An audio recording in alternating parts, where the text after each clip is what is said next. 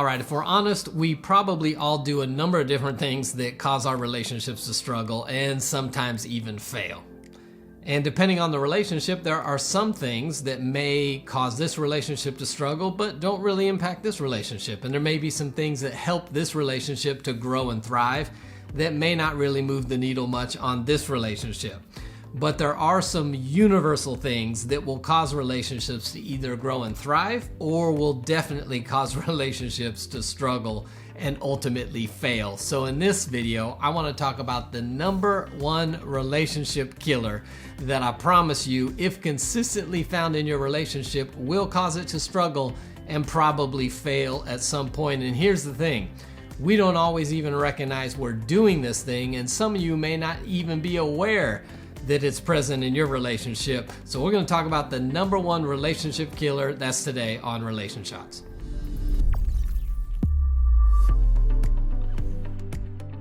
Hey, welcome to Relation Shots. My name's Eric Wooten. If this is your first time hanging out with us, welcome to the place to get practical relationship advice that actually works in your relationship. If you want a free guide to intimacy, you'll see a link in the description area below. If we can help you in any area of your relationship, we would love to do that. You can check out all the resources in the description area. Maybe it's our marriage membership. You need some community and some tools to help you grow in your marriage. Maybe it's an upcoming marriage class where you and your spouse can connect with some other couples through a live Zoom experience over the course of 4 weeks to strengthen your relationship, or whatever else it may be. Go ahead and check that out. If you've not already done so, go ahead and hit the subscribe button and the bell notification so you don't miss any upcoming videos. All right, so let's talk about the one thing that will absolutely kill your relationship if you're not aware of it and if you're not able to manage it well. Now, we're all guilty of it, and sometimes we do it without even knowing, but the thing I'm talking about is criticism.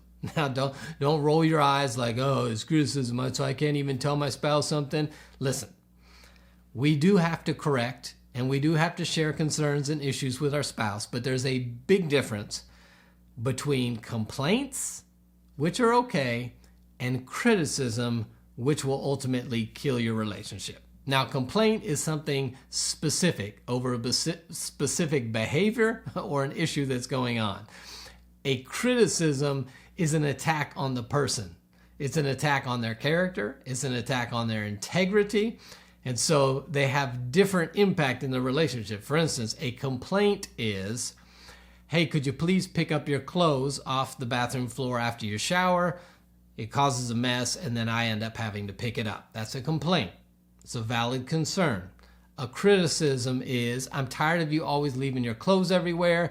You're a messy person. You just don't care about anybody else because you're selfish. That's an attack on the person. That's a criticism. That is not going to help you get where you're trying to go in the relationship whenever you criticize. And many of the relationship experts are all in agreement when it comes to the impact of criticism on healthy relationships. Researchers and psychologists John and Julie Gottman have classified criticism as one of what they call the 4 horsemen, which ultimately lead to and are a great predictor of divorce in couples. There's another researcher named Stan Tatkin that says that our brains are wired for both love and war.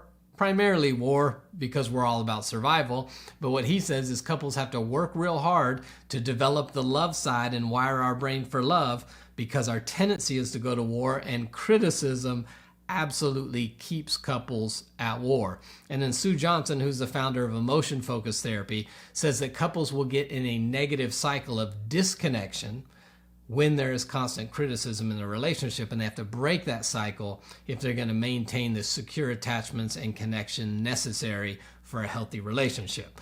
So here's the reality. When criticism consistently shows up in your relationship, it's going to cause some other things to happen regularly in that relationship as well. So I want to talk about some of the things that will be consistent in your relationship if criticism is present. Then I want to talk about how we can get to the core of what's driving criticism and maybe what we can do instead so that we're not driving and killing our relationships with criticism. So let me just give you 4 things that if criticism is in your relationship, I promise you these things will be present as well. So #1 is that constant criticism will diminish a person's self-esteem. Now, even though we were told the lie in elementary that sticks and stones may break your bones, but words will never hurt you, that's a lie. Words cut deep. Words matter. Words can hurt us. And when there's constant criticism of another person, at some point, that person can begin to believe that the criticisms about them are actually true. And at some point, they will come to the conclusion that they lack worth or value because they are constantly criticized for the things that they do. So at some point, if you continue to criticize your partner, it will lower their self-esteem and keep them in a place of not thinking they have value or worth. Now, some people do this because they're manipulative and they're mean and they're selfish, and they like to do that. But if that's not what you're trying to do, then I promise you your criticism will inadvertently be causing that to happen to your partner. A second thing that happens is criticism erodes trust, right? We have this belief that the other person we're in a relationship with deeply cares about us, cares about their behavior's impact on us, and will love and protect us. And so when we're constantly criticized, that betrays the belief that we had that they're supposed to be there for us and care for us and love us and protect us. And so it will begin to erode trust because the things that I thought I could believe about you, I no longer can believe about you because of the constant criticism. Number 3 is that criticism destroys intimacy. If you don't believe me, then try this. Criticize your spouse, wait about an hour and a half, and then try to initiate sex and see how that goes for you. Or, criticize your partner and then maybe an hour later try to get into a vulnerable, emotional, in-depth conversation with them and see how open they are to sharing anything with you, like somehow you're a safe space after you've just been criticizing them. So whenever you criticize, it will erode the intimacy inside of your relationship. And number 4, criticism will always trigger defensiveness. And so some of you are sitting here and you're like, well, I can't tell my partner anything because they get defensive every single time. It's probably because you're hypercritical and you're always criticizing them. And so they're just operating from a defensive place because they're like, every time you open your mouth, they're expecting a criticism. Now you may be going, no, I'm not like that. Okay, there are some exceptions where another person does just operate from defensiveness all the time across the board. Maybe it's their childhood, maybe it's past relationships. But I'm willing to guess that if you were not critical of them and you were welcoming and open and understanding and create a safe space, at some point that defensiveness would begin to dwindle a little bit. So if their defensiveness is heightened, you feel like you're always met with it, then I need you to take some ownership that it's probably some of your criticism that's causing the defensiveness. Here's the thing. So many times we try to criticize the other person into change or conformity or into our position. All criticism does is push the other person further towards the position that they had. It causes them to dig their heels in and just go, I'm just defending my position.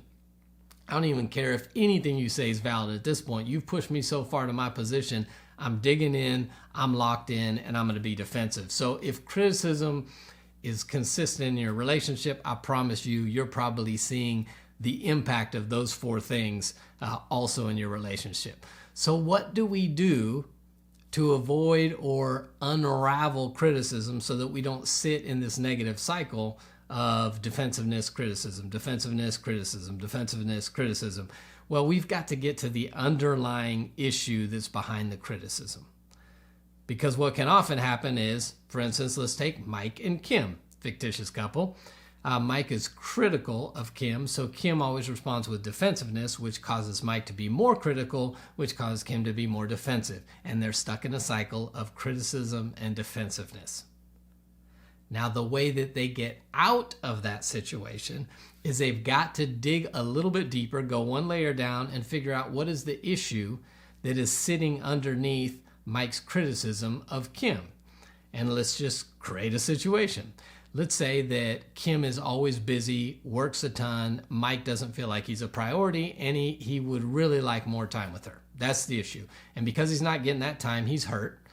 And his tendency, instead of expressing how he feels and is hurt, is to be critical of how much she works, the fact that she doesn't prioritize things right, of the fact that she doesn't have a balanced life, and all the other little nuances that go along with her working and him not being a priority. He is attacking those things all the time, which only causes Kim to be defensive of all those things and explain why she does have balance and explain the things that she does do and all the demands on her and all that stuff. And they never get to the underlying issue. So instead, if Mike could share with Kim, hey, the real issue is I enjoy spending time with you because I love you. And I feel like I'm not getting that time with you because you're so busy. Makes me feel like I'm not a priority. And ultimately that hurts me.